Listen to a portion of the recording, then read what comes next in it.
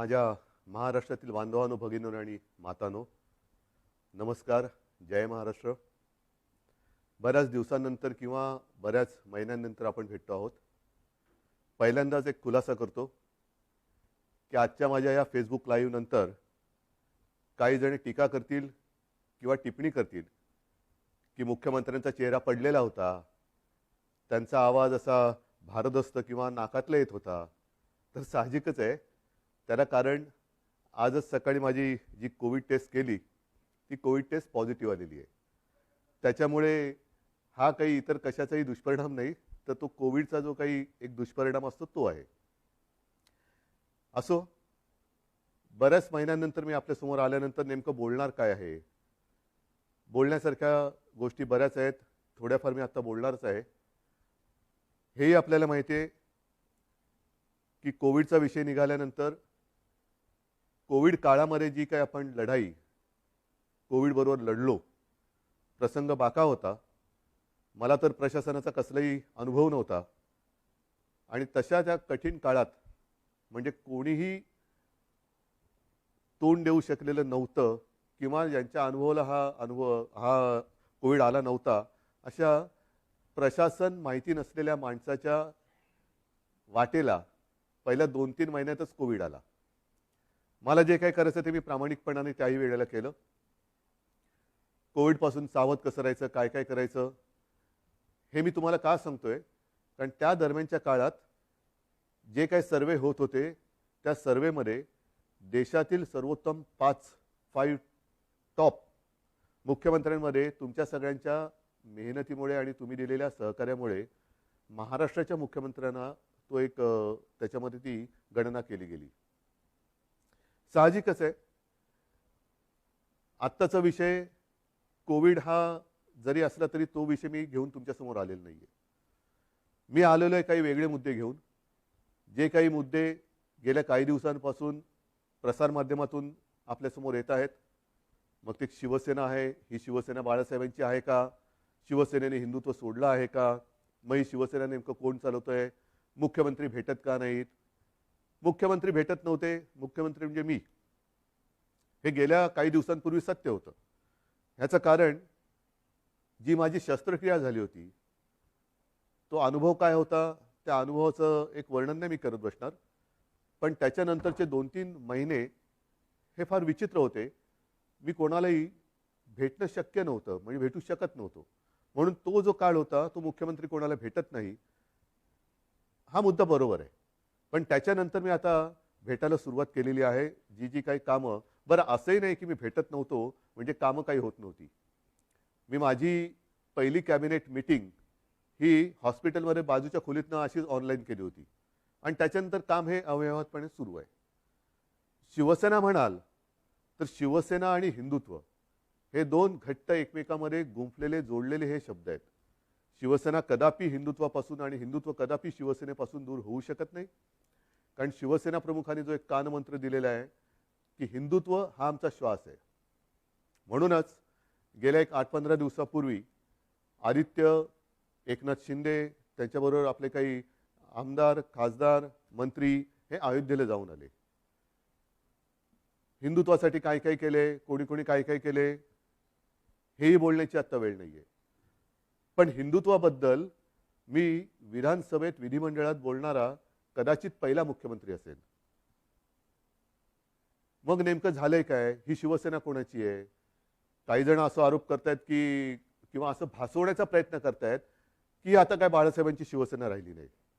ठीक आहे ना, बाळासाहेबांची शिवसेना आणि आत्ताच्या शिवसेनेत फरक काय नेमका? असं काय मी नेमकं केलेलं आहे की शिवसेना ही बाळासाहेबांच्या विचारापासून दूर जात चाललेली आहे? त्यावेळेला जे विचार होते तेच आपण पुढे नेत आहोत. बरं, त्याच्यानंतर म्हणजे आपल्यातून बाळासाहेब 2012 साली गेले. 2014 साली आपण एकाकी लढलो होतो. तेव्हाही आपण हिंदूच होतो, आत्ताही हिंदूच आहोत, उद्याही हिंदूच राहणार आहोत. मुद्दा, विचार हा तोच राहणार आहे, तोच असणार आहे. पण 2014 साली सुद्धा जी लढलेली शिवसेना होती आणि जिने एकट्याच्या ताकदीवरती प्रतिकूल परिस्थितीत 63 आमदार निवडून आणले आणि ते 63 आमदार आल्यानंतर त्यातले काही नंतर जे मंत्री झाले ती सुद्धा शिवसेना बाळासाहेबांच्या नंतरची शिवसेना होती. आणि त्याच्यानंतरची आत्तापर्यंतची वाटचाल म्हणजे मग मी आता गेली 2.5 वर्ष मी स्वतः मुख्यमंत्री आहे. माझ्यासोबत पहिल्या आणि आत्ताच्या मंत्रिमंडळातले जे काही सहकारी आहेत ते सुद्धा त्याच बाळासाहेबांच्या शिवसेनेतले सहकारी आहेत. म्हणजेच काय की पहिल्या प्रथम शिवसेना हिंदुत्व, शिवसेना कोणाची, शिवसेनेने हिंदुत्व सोडले का, शिवसेना बाळासाहेबांची राहिली नाही का, मग आम्हाला ती बाळासाहेबांची शिवसेना पाहिजे. मग मधल्या काळामध्ये जे काय सगळं मिळालं ते बाळासाहेबांनंतरच्या शिवसेनेने दिलं, हे मी म्हणेन कृपा करून लक्षात ठेवा. मग आता मुद्दा काय आहे की सध्या राज्यामध्ये काय चाललेलं आहे. आपल्याला सर्वांना कल्पना आहे की शिवसेनेचे काही आमदार गायब, अमुक गायब, तमुक गायब, गेले कुठे. पहिले सुरतला गेले, त्याच्यानंतर आता म्हणतात गुवाहाटीला गेले. आता त्यातल्या काही आमदारांचे आपल्याला फोन येत आहेत, आम्हाला इकडे आणले गेले, आम्हाला परत यायचंय. आपल्यामध्ये इथे असलेल्या आमदारांना काही फोन येत आहेत. मला त्याच्यामध्ये जायचंच नाहीये. हे जे माझं मनोगत आहे ती मी अवघ्या 5 मिनिटात संपवणार आहे. आणि ते एवढ्यासाठी की काल परवा जी आपली एक निवडणूक झाली विधान परिषदेची, त्या विधान परिषदेच्या निवडणुकीच्या आदल्या दिवशी हॉटेलमध्ये सगळे आपले आमदार होते. मी तिकडे गेलो आणि म्हटली काय परिस्थिती, ही कोणती लोकशाही, ज्यांना आपण आपलं मानतो. शिवसैनिक मरवर मरतात, राबतात, निवडून देतात. जनता सुद्धा शिवसेनेच्या विचारावरती विश्वास ठेवून त्यांना निवडून देते. आणि आपली माणसं ह्यांना सुद्धा आपल्याला एकत्र ठेवावं लागतात का. अरे हा कुठे गेला बघा, तो कुठे गेला बघा. मग मध्येच कोणतरी गायब होतो, कुठे गेला होता, नाही मी जरा बाथरूमला गेलो होतो. म्हणजे बाथरूमला गेला तरी संशय. म्हणजे बाथरूमला म्हणजे असं म्हणतात की शंका ठीक आहे, पण लघुशंकेला गेला तरी शंका. ही कुठली ही शाही, ही अशी लोकशाही काय मला आवडणारी आणि पटणार नाही. आणि मला वाटतं बाळासाहेबांनाही पटत नव्हतं आणि आपल्यालाही पटणार नाहीये. मला एक मुद्दा काय सांगायचा आहे की मला कशाचाही अनुभव नसताना जे काय घडलं, मी इच्छेपेक्षा जिद्दीने करणारा माणूस आहे. इच्छा असो वा नसो, पण एकदा जबाबदारी अंगावर आली तर ती जबाबदारी मी पूर्ण जिद्दीने पार पाडण्याचा प्रयत्न करतो. आणि त्याच जिद्दीने मी शिवसेना प्रमुखांना दिलेलं वचन पूर्ण करणारच हा निश्चय मनाशी बाळगून रणांगणात उतरलो. त्यावेळेला मी आपल्यासमोर आलो होतो, आज सुद्धा समोर आलेलो आहे. कोणताही अनुभव नव्हता. आपल्याला तेव्हा नाईलाज झाला, वेगळा मार्ग पत्करावा लागला. काँग्रेस आणि राष्ट्रवादी हे गेले 25-30 वर्ष आपण त्यांच्या विरोधात, ते आपल्या विरोधामध्ये हे लढत आलेलो आहोत. मग त्याच्यानंतर हे जे काय घडलं हे सर्वांना माहिती आहे की काँग्रेस आणि राष्ट्रवादीने, विशेषतः पवार साहेबांनी, ती बैठक आमची तिन्ही पक्षाची झाली. त्या बैठकीमध्ये सगळं ठरलं. आणि ते ठरल्यानंतर मला त्यांनी सांगितलं की उद्धव जरा 1 मिनिट बोलायचं आहे. म्हटलं काय बोलायचं, आता ठरलंय सगळं. नाही 1 मिनिट. आणि बाजूला खोलीत गेल्यानंतर त्यांनी सांगितलं की उद्धव हे सगळं ठीक आहे, पण जबाबदारी तुम्हाला घ्यावी लागेल. म्हटलं का.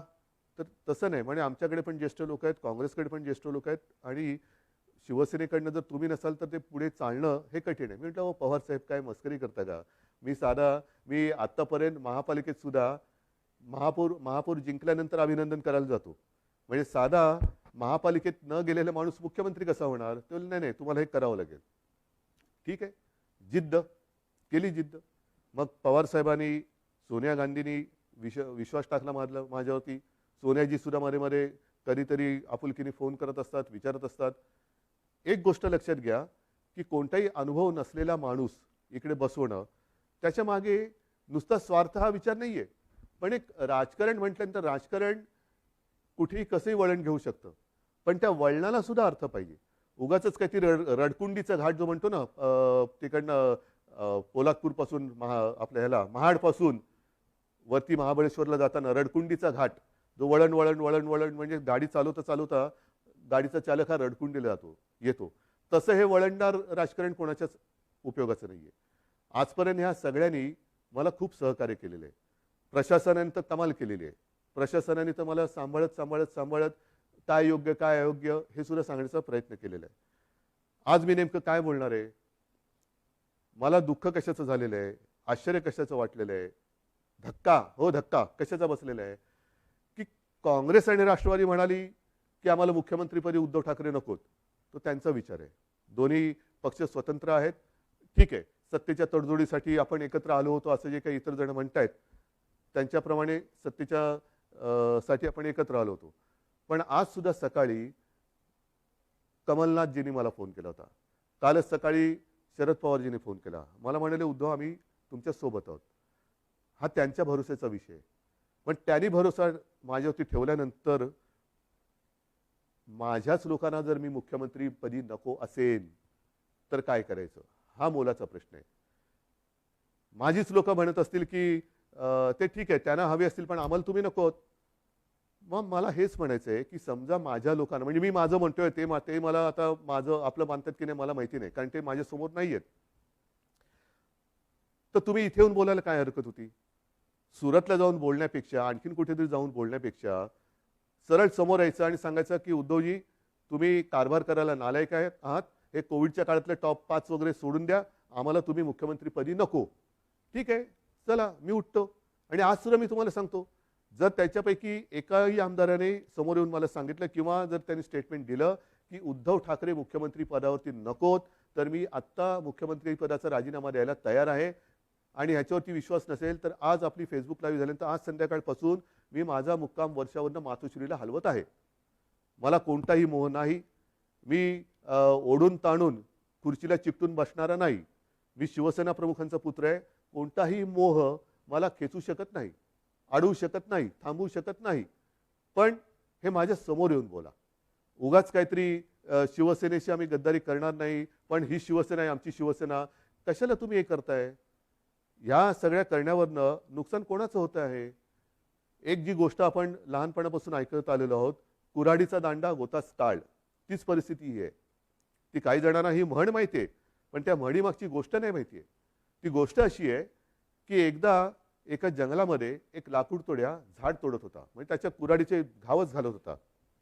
सगळे पक्षी त्याच्यावरती राहणारे हे कासावीस झाले की आपला आसरा असलेले हे झाड आता तुटणार, कोलमडून पडणार. पण त्याहीपेक्षा हे घाव घालत असताना या झाडाला वेदना किती होत असतील, म्हणून ते पक्षी त्या झाडाशी बोलायला लागले. आपल्याला निसर्गाची भाषा येत नाही, पण निसर्ग एकमेकाच्या भाषेत बोलत असेल. तर पक्षी त्याच्याशी बोलायला लागले झाडाला की दादा, तुला खूप दुखत असेल ना रे, खूप वेदना होत असतील ना रे, की तुझ्यावरती हे कुऱ्हाडीचे घाव पडतायत. झाडाने काय उत्तर द्यावं की मला वेदना होत आहेत, दुःख होतंय, पण ते घाव पडतायत म्हणून होत नाहीये. तर हा लाकूड तोड्या ज्या कुऱ्हाडीने घाव घालतोय, त्या कुऱ्हाडीचं लाकूड हे माझ्या फांदीचं लाकूड आहे, त्याच्या मला वेदना जास्त होत आहेत, त्याच्या वेदना जास्त होत आहेत. हेच आज चाललेलं आहे, हेच आज चाललेलं आहे. कुऱ्हाडीचा दांडा हा आपला जे गोतास काळ, म्हणजे आपली जी राजकारणातली जन्मदात्री आहे, शिवसेना आहे, तिच्यावरती तिचंच लाकूड वापरून घाव कोणी घालू नका. या समोर बसा, मी देतो राजीनामा. चला, मी तुमच्या हातामध्ये आज मी माझ्या राजीनाम्याचं पत्र तयार करून ठेवतो आहे. जे आमदार गायब आहेत किंवा त्याने गायब केलेलं आहे, त्यांनी यावं आणि माझ्या राजीनाम्याचं पत्र घेऊन राजभवनमध्ये जावं. मी का नाही जात? कारण मला कोविड झालंय.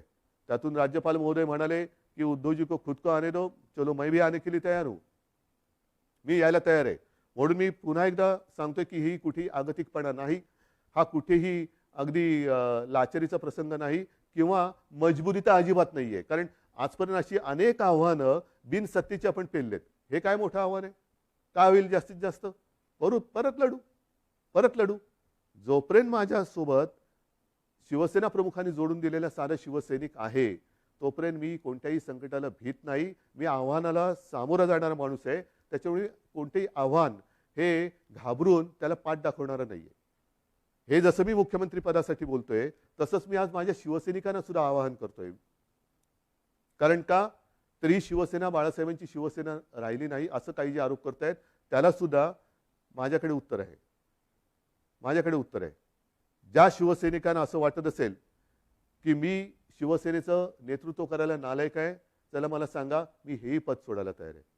मी शिवसेना पक्षप्रमुख पद पण सोडायला तयार आहे. पण हे सांगणारा विरोधक नाही. नाहीतर असे फडतूस लोक खूप आहेत. त्यांच्या सांगण्यावरनं किंवा त्यांच्या त्या काय ते ट्रेंडिंग, ट्रोलिंग, ट्विटर ह्याच्यासाठी मी त्यांना मी बांधलेलं नाहीये. मी माझ्या शिवसैनिकाला बांधलेलं आहे. आणि शिवसैनिक सुद्धा या भानगडीत पडणारा नाहीये, कारण तो फेस टू फेस संकटाला सामोरं जाणारा शिवसैनिक आहे. म्हणून त्यांनी सांगावं, मी दोन्ही पदं सोडायला तयार आहे. पण मी मुख्यमंत्रीपद सोडल्यानंतर जर शिवसेनेचा मुख्यमंत्री होत असेल, मला आनंदाने मान्य आहे. पण त्याही पलीकडे जाऊन केवळ मी मुख्यमंत्री नको, दुसरा कोणी असला तरी चालेल, पण शिवसेनेचा म्हणजे उद्धव ठाकरे मुख्यमंत्री नको, दुसरा कोणी चालेल, चला तेही मला मान्य आहे. पण एकदा मला समोर येऊन सांगा. हे इकडून तिकडून नाही, आमचं तुमच्याबद्दल काहीच म्हणणं नाही आहे. पण तसं नसेल तर जोपर्यंत मी खुर्ची अडवून ठेवले तोपर्यंत काय होणार? काहीच होणार नाही. म्हणून एकदा ठरवूया, तुम्ही या किंवा तिकडनं फोन करा आणि सांगा की तुमचं आम्ही फेसबुक लाईव्ह पाहिलं, चॅनलच्या माध्यमातून पाहिलं, फेसबुकच्या माध्यमातून पाहिलं.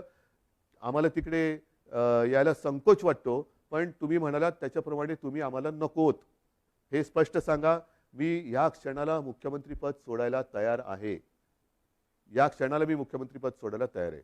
आणि म्हणून बांधवांनो आणि भगिनीनो एकच सांगेन, शेवटी पदं येत असतात, पदं जात असतात. आयुष्याची कमाई काय? पदं नसतात. पदावरती बसल्यानंतर जे तुम्ही काही काम करता त्याच्यानंतर जनतेची प्रतिक्रिया काय असते ही आयुष्याची कमाई असते. आणि या 2.5 वर्षामध्ये जे प्रेम तुम्ही मला दिलत, कुठे झाली हो आपली भेट? पण ह्याच माध्यमातून मी तुमच्याशी बोलत आलो.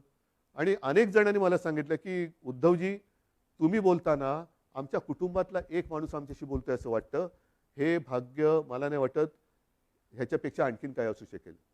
ज्यांची ओळख पाळख नाही, दूर कुठेतरी राहतात, अगदी मुंबईत राहिले तरी भेटीचा कधी योग येईल असाही भाग नाहीये.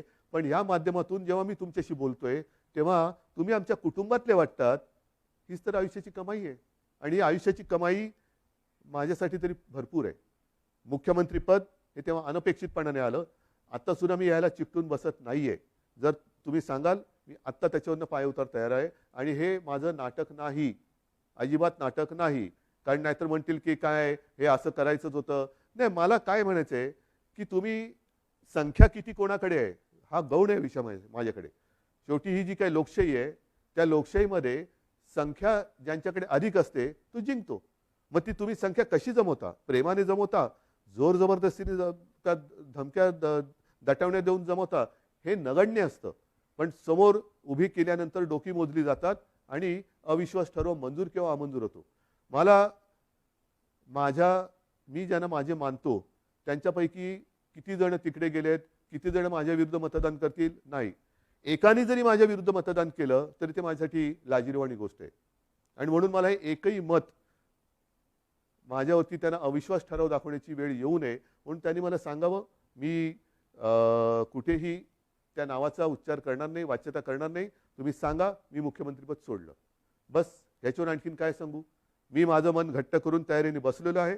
मात्र बांधवांना आणि भगिनींना एकच सांगेन की जे प्रेम तुम्ही आजपर्यंत दिलं, उद्या मी सांगितलेलंच आहे की मुख्यमंत्रीपदी माझी राहायची अजिबात इच्छा नाही. पण त्याच्यानंतर सुद्धा जेव्हा जेव्हा आपली भेटगाठ होईल ती मात्र जसा मी फिरत जाईन तशी प्रत्यक्ष होईल. तेव्हा मात्र तुम्ही हे दाखवत असलेलं प्रेम हे सदैव असंच कायम ठेवा एवढीच विनंती करतो. धन्यवाद. जय हिंद, जय महाराष्ट्र.